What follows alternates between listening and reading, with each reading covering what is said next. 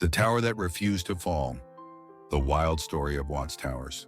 Imagine a man with no architectural degree, no construction crew, no big fancy budget, just a dream, a pile of junk, and an unstoppable stubborn streak. That, my friends, is how Watts Towers came into existence. Today, Watts Towers is one of the most famous pieces of folk art in America, but back in the 1920s, it began as a one-man project that most of his neighbors probably thought was a little, well, weird. But weirdness, as it turns out, can build wonders. A man, a dream, and a whole lot of scrap. The story begins with Simon Rodia, born Sabato Rodia, an Italian immigrant who arrived in the U.S. at age 15 with his brother. Life did not treat him gently. His brother died in a mining accident. His marriages fell apart, and he drifted through odd jobs across the country like a leaf in the wind. By 1920, he landed in Watts, a working-class neighborhood in Los Angeles. Then at the age of 42, something unexpected happened. Simon decided to build a tower. Not just any tower, 17 interconnected towers, the tallest reaching 99.5 feet, 30.3 meters. To put that in perspective, that's roughly the height of a 10-story building, making it one of the tallest, unsupported private structures ever built by a single individual. With no blueprint, no machine, and no assistant, he picked up scrap rebar, broken tiles, soda bottles, seashells, and bits of pottery, and started building. His construction equipment? A hammer, some pliers, a window washer's belt, and sheer determination.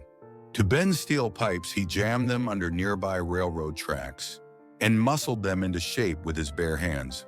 And just like that, from 1921 onward, Simon began a 33-year love affair with his towers.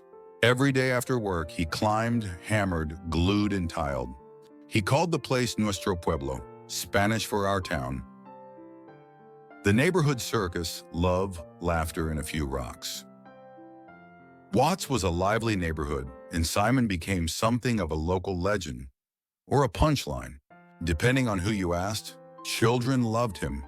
They brought him broken dishes and colorful glass pieces, giggling as he stuck their treasures into the tower's mosaics. They saw a friendly man chasing an impossible dream, and they wanted to help. Adults were not always so kind. Some neighbors threw rocks, others vandalized the structure, and still others muttered that Simon had gone off the deep end. But Simon was unfazed. "I had in mind to do something big," he reportedly said. And build big he did. Accidents and stubborn miracles. By 1954, Simon was getting older. He'd suffered a mild stroke, fallen off a tower, fortunately from a low height, and fought with the city over building permits. Here's the catch. Simon had never gotten official building permits. Technically, the towers were illegal structures. So when city inspectors looked at these massive steel and tile towers in a quiet residential neighborhood, their legal response was straightforward: condemn them. The official line was that they were structurally unsound. The unspoken line was, "You can't just build skyscrapers in your backyard, Simon." But Simon wasn't interested in legal fights. He simply handed the property over to a neighbor in 1955 and left town for good, moving north to live with his sister. No fanfare, no press, just a quiet exit.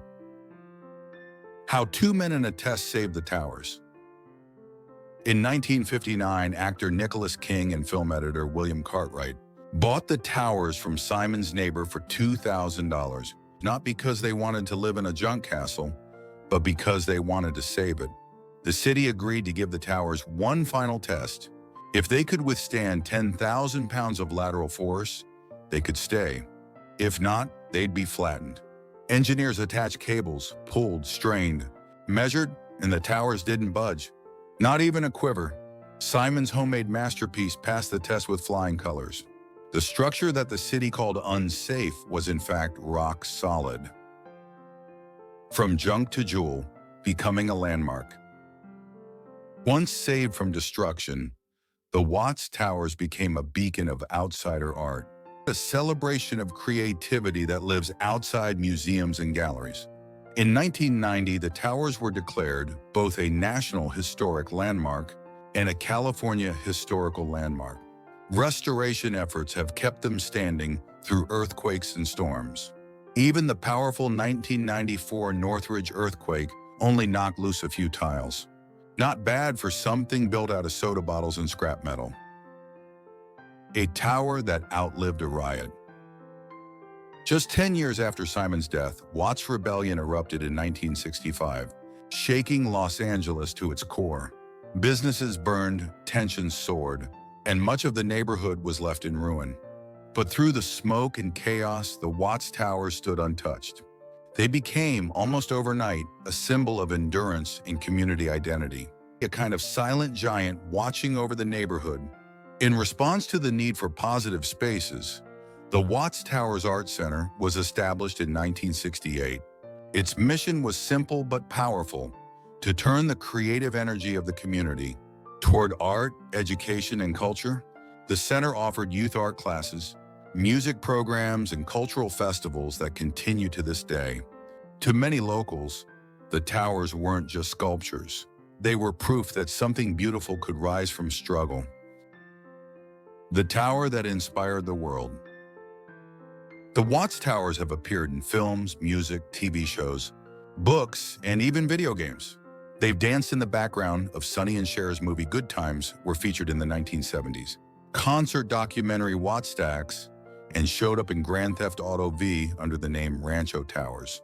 The Beatles even placed Simon Rodia's portrait on the cover of their iconic album, Sgt. Pepper's Lonely Hearts Club Band. Not bad for a man many once called a loser. Musicians, poets, and filmmakers from around the world have visited this patch of Watts to marvel at what one man, with no money, no training, and no reasonable plan accomplished. A lesson from a loser. Simon Rodia never saw the towers become famous. He died in 1965 in quiet obscurity, but his work lives on, not just as a tourist attraction, but as a story about stubbornness, vision, and finding beauty in everyday things. In his lifetime, Simon was often called a failure, a drunk, a wanderer, a man who didn't fit in. But history has a funny way of rewriting labels. Today, Simon is remembered as an artist, a dreamer, and a symbol of resilience. Why Watts Towers still matter. Why do these towers, made of junk, still capture people's imagination? Maybe because they remind us that art doesn't need permission. It doesn't need perfect plans or fancy tools. Sometimes it just needs one person who refuses to quit. The Watts Towers are also a love letter to community. Even though Simon built them alone, neighborhood kids contributed broken plates. Artists, activists, and architects saved them from demolition. And visitors from around the world continue to celebrate them. Visiting Watts Towers. Today, the site is part of the Watts Towers Art Center, which runs art programs for local youth.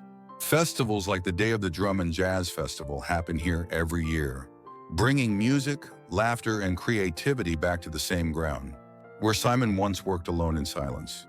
If you visit, look closely at the towers.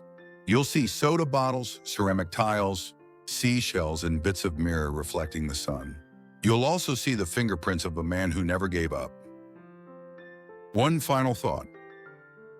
Simon Rodia once said, "I wanted to do something big, and I did."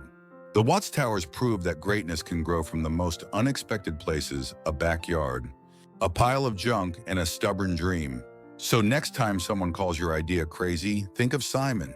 Then grab your hammer, your vision, or your notebook and build your own tower. It's time to study new words in context. 1. An unstoppable stubborn streak. Definition: a strong and unchanging part of someone's personality that refuses to give up, no matter what happens. It means being persistently determined, even when others think it's foolish. Example: Simon Rodia's unstoppable stubborn streak kept him working on the Watts Towers for 33 years. 2. To put that in perspective. Definition: a phrase used to help someone understand the size, importance, or meaning of something by comparing it to something else familiar. Example: the tower is nearly 100 feet tall. To put that in perspective, that's about as high as a 10-story building. 3. Rebar. Definition: short for reinforcing bar, rebar is a steel rod used inside concrete structures to make them stronger and prevent cracking. Example: Simon Rodia used scrap rebar from construction sites to build the frames of his towers. 4. The neighborhood circus. Definition: a humorous or figurative phrase describing lively, noisy, or chaotic activity in a neighborhood, often full of curious or mischievous people. Example: the neighborhood circus gathered around to watch Simon hammer and climb his strange towers every afternoon. 5. Punchline. Definition: the final, funny, or surprising part of a story or joke that gives it meaning or humor. Example: to many adults, Simon himself became the punchline of the neighborhood's gossip. 6. Vandalize. Definition: to deliberately damage or destroy property, especially something artistic or valuable. Example: some people vandalized the towers by throwing rocks and breaking pieces off the mosaics. 7. Go off the deep end. Definition: an idiom meaning to lose control, act irrationally, or behave in a way that seems crazy. Example: many neighbors thought Simon had gone off the deep end when he started building towers out of junk. 8. Unfazed. Definition: not bothered, upset, or discouraged by problems, criticism, or difficulties. Example: even when people laughed at him, Simon remained unfazed and kept building. 9. Catch. Definition: in this context, it means the hidden problem or complication in a situation that seems simple. Example: the towers looked amazing, but the catch was that Simon had built them without any legal permit. 10. Condemn them. Definition: to officially declare something unsafe or illegal, often ordering it to be destroyed. Example: the city decided to condemn the towers because they believed the structure was dangerous. 11. For good. Definition: a phrase meaning forever or permanently. Example: after giving away his property, Simon left Watts for good and never returned. 12. Withstand. Definition: to resist or survive something difficult, such as pressure, force, or hardship. Example: the towers were tested and proved strong enough to withstand 10,000 pounds of force. 13. Lateral force. Definition: a scientific or engineering term meaning a sideways or horizontal pressure that pushes against a structure. Example: engineers tested whether the towers could resist lateral force from strong winds or earthquakes. 14. Budge. Definition: to move slightly or give way under pressure, often used to mean not move at all. Example: during the test, the towers didn't even budge, proving their strength. 15. With flying colors. Definition: a phrase meaning to succeed perfectly or achieve victory with great success. Example: the towers passed the city's safety test with flying colors. 16. Outsider art. Definition: a kind of art created by self-taught artists who work outside traditional art schools or systems. Example: the Watts Towers are one of the world's best examples of outsider art. 17. To its core. Definition: a phrase meaning completely or deeply, describing something that affects the very heart or essence of a person or place. Example: the 1965 Watts Rebellion shook Los Angeles to its core. 18. In quiet obscurity. Definition: living or dying without public attention, fame, or recognition. Example: Simon Rodia died in quiet obscurity, never knowing how famous his towers would become. 19. A man who didn't fit in. Definition: a person who is different from others and not accepted easily by society. Example: Simon was a man who didn't fit in, but his difference made his art unforgettable. 20. Resilience. Definition: the ability to recover from hardship, failure, or lost the strength to keep going despite difficulties. Example: The towers stand as a symbol of human resilience, rising proudly after decades of challenge. Comprehension questions. 1. Who built the Watts Towers and what was his birth name? Answer. The towers were built by Simon Rodia, whose birth name was Sabato Rodia. 2. When did Simon Rodia begin building the Watts Towers? And how long did it take him to complete them? Answer. He began building in 1921 and worked on them for 33 years, finishing in 1954. 3. How tall is the tallest of the Watts Towers? Answer. The tallest tower is 99.5 feet, 30.3 meters high, about the height of a 10-story building. 4. What materials did Simon Rodia use to build the towers? Answer. He used scrap materials such as steel rebar, broken tiles, soda bottles, seashells, pottery shards, and glass pieces. 5. What simple method did Simon use to bend steel pipes for the structure? Answer. He jammed the pipes under nearby railroad tracks and bent them by hand. 6. Why did the city of Los Angeles originally condemn the towers? Answer. The towers were built without permits and were thought to be unsafe, making them legally illegal structures. 7. How were the towers saved from demolition in 1959? Answer. Actor Nicholas King and film editor William Cartwright bought the property and agreed to an engineering test. The towers withstood 10,000 pounds of lateral force, proving their strength. 8. In what year were the Watts Towers declared a National Historic Landmark and California Historical Landmark? Answer. In 1990. 9. What major event in 1965 tested the resilience of the Watts Towers, and how did they fare? Answer. Watts Rebellion took place in 1965. Many buildings were damaged, but the towers remained untouched, symbolizing endurance. 10. When was the Watts Towers Art Center established and why? Answer. It was established in 1968 to provide positive, creative opportunities for the community after the Watts Rebellion. 11. Name one way the Watts Towers have appeared in popular culture. Answer.